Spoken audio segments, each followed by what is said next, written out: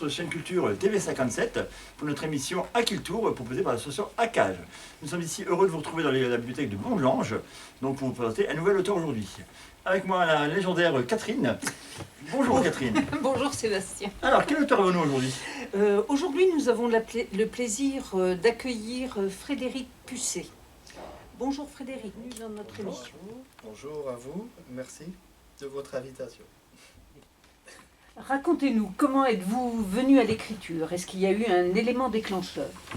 Alors, oui, oui et non. En fait, lorsque j'étais plus jeune, je voulais déjà écrire, mais j'écrivais des chansons à l'époque.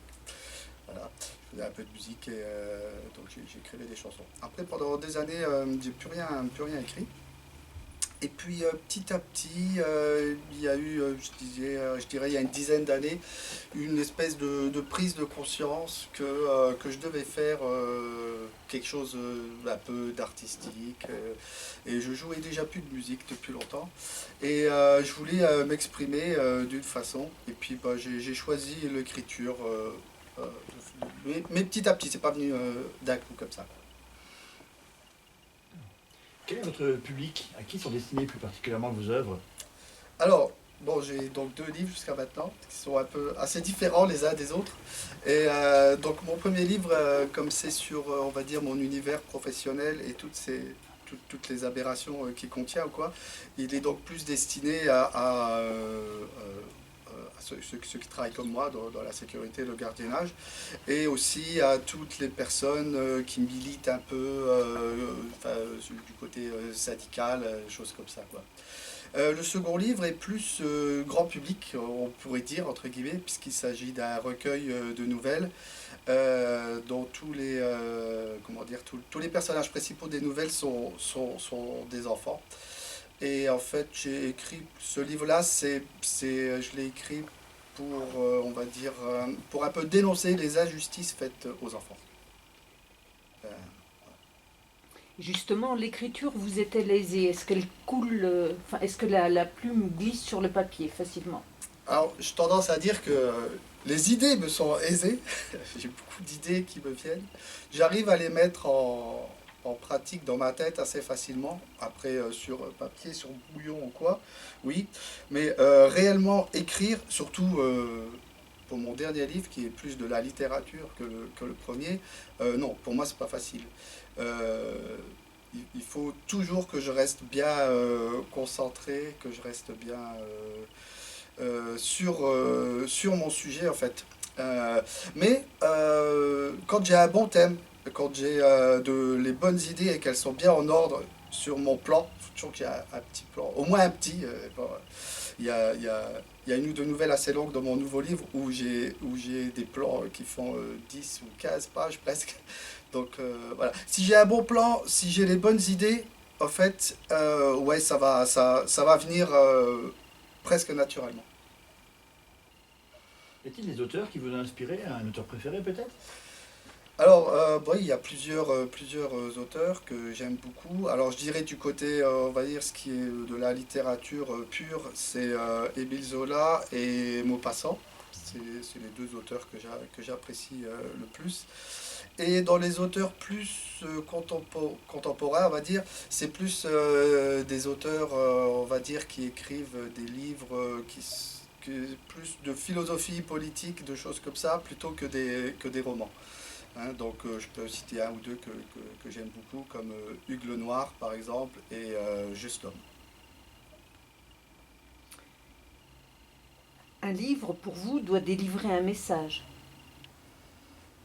Alors c'est pas une obligation, parce que chacun écrit selon ses envies.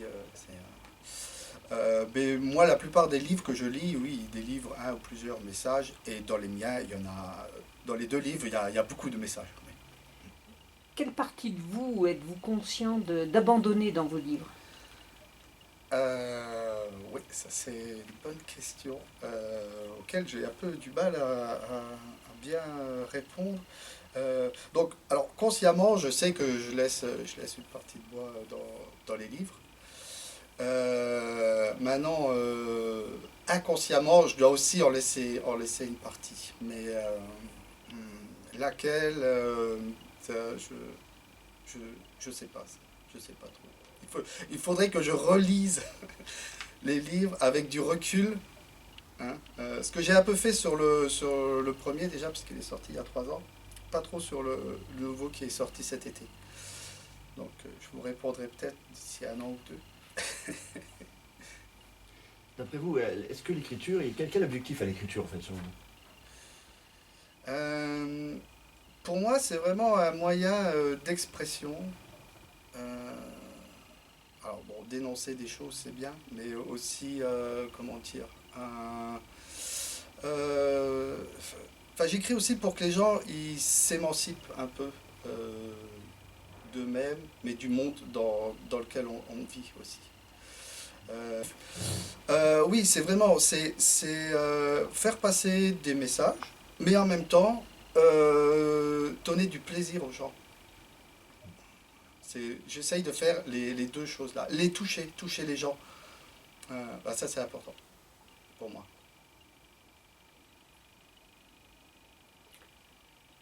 Est-ce que votre profession influe sur l'écriture? Alors, bah, pour le premier livre, forcément, Forcément, oui. puisque il parle principalement de ça. Après, pour ce que j'ai écrit dans le second, je dirais non. Bon, j'écris aussi des articles pour un mensuel libertaire. Donc là, oui, parce que ça parle parfois du monde du travail et du monde surtout dans lequel on vit. En fait, c'est plutôt le monde dans lequel on vit qui influe sur mon écriture, plus que ma profession. Je suis plus touché par... c'est surtout les injustices, les inégalités, souvent le manque de solidarité. C'est tout ça qui me touche et c'est une des raisons pour lesquelles j'écris. Y a-t-il des sujets que vous refusez de faire, qui vous déplaisent peut-être?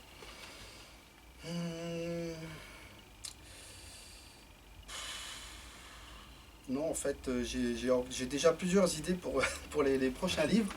Donc, il y a pas mal de sujets qui m'intéresseraient. Donc là, non, il y a pas des choses que moi je refuserais de faire. Bon, des sujets qui me déplaisent, oui, il y en a forcément, mais j'écrirai pas dessus. Ou alors c'est parce que j'y connais pas assez, quoi. Vous avez écrit 2 livres, Mhm. je crois. Ouais. Et vous avez vraiment dans l'idée le prochain, vous avez commencé? Oui, en fait, j'ai déjà 3 ou 4 livres. J'ai l'idée d'écrire 3 ou 4 livres. Le truc, c'est par lequel je vais commencer. Alors là, je me suis décidé. Hein. Donc déjà, il y aura une suite au premier. Mais pas tout de suite, il faut laisser passer encore un peu de temps, puisque depuis, c'est passé des choses. Notamment, maintenant, je suis délégué du personnel dans ma société. Et c'est ça que je vais raconter, vraiment la lutte syndicale. Voilà. Alors j'ai intitulé, il y a pour le second livre, donc quelques nouvelles des enfants de Lorraine et de Bretagne, donc j'ai marqué tome 1, puisque dans ma tête il y aura un tome 2, et c'est pareil, ça ne sera pas mon troisième livre.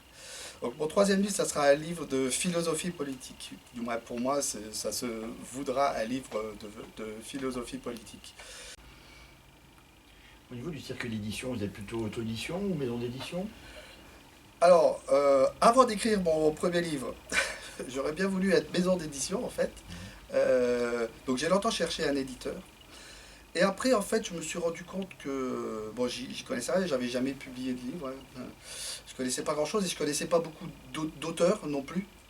Mais en faisant les salons du livre, tout ça, je me suis rendu compte qu'en fait, il vaut mieux être auto-édité que d'avoir une maison d'édition pas terrible, quoi. Et en fait, lorsqu'on n'est pas connu, c'est très difficile de trouver quand même une bonne maison d'édition, quoi. Donc, pour le premier, c'est un peu malgré moi que j'ai fait une auto-édition. Mais en fait, avec le temps, je me suis rendu compte que c'était aussi ce qui me correspondait le mieux, parce que ça me laisse très très libre. Alors le problème c'est que quand on est auto-édité, eh ben, on est aussi auto-promu, enfin on doit faire sa propre promotion quoi. Hein.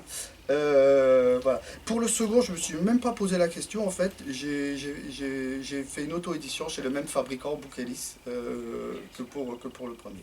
Alors, pour le troisième, maintenant je sais pas, je vais l'écrire et l'année prochaine, quand tu l'aurai terminé, j'espère, ou dans 1 an et demi ou 2, parce que chaque livre m'a pris à peu près 2 ans de travail, je verrai bien. Donc vous travaillez, vous faites votre promotion, où trouvez-vous le temps d'écrire? Oui, Avec tous les alors, projets. oui, parce que je fais pas mal de choses en plus de mon travail, donc encore, notamment un peu de militantisme aussi, et puis je veux écrire assez régulièrement aussi pour la presse libertaire. Donc en fait, oui, je suis toujours en train de chercher du temps. En fait. Là, par exemple, ça fait 2 mois, j'ai très peu écrit pour mon nouveau livre, mais j'ai écrit un peu d'articles pour la presse, et j'ai fait pas mal de promotions pour le nouveau livre. Donc en fait, il faut s'organiser, trouver du temps. On peut en trouver, même quand on travaille 40 ou des fois 50 heures dans la semaine. Faut s'organiser. Alors moi, je rogne pas sur le sommeil. Quand je dois dormir, je dors. Sauf si j'ai pas job, parce que c'est beaucoup trop usant. Enfin, au bout de 3, 4 ou 5 ans, ceux qui rognent sur le sommeil, ils vont être malades, quoi. Donc voilà, ça peut m'arriver 1 fois, 2 fois ou 3, voilà, mais pas plus, quoi. Donc faut s'organiser pour trouver du temps. Mais j'ai encore du mal à bien m'organiser pour trouver du temps. C'est pas facile dans le monde dans lequel on vit, surtout, quoi. Mais si on veut, on peut. Donc cette émission se termine. Monsieur Pusset, est-ce que vous avez d'autres choses à dire à vos lecteurs? Eh ben, je pense que l'essentiel a été dit. Donc, je vous remercie de l'invitation. C'est nous qui vous remercions. Merci beaucoup à tous d'avoir suivi cette émission qui se termine maintenant. N'oubliez pas de vous abonner à nos pages Facebook Culture TV 57 et Acage afin de suivre nos actualités. Merci à tous. Prenez soin de vous. À bientôt. À bientôt.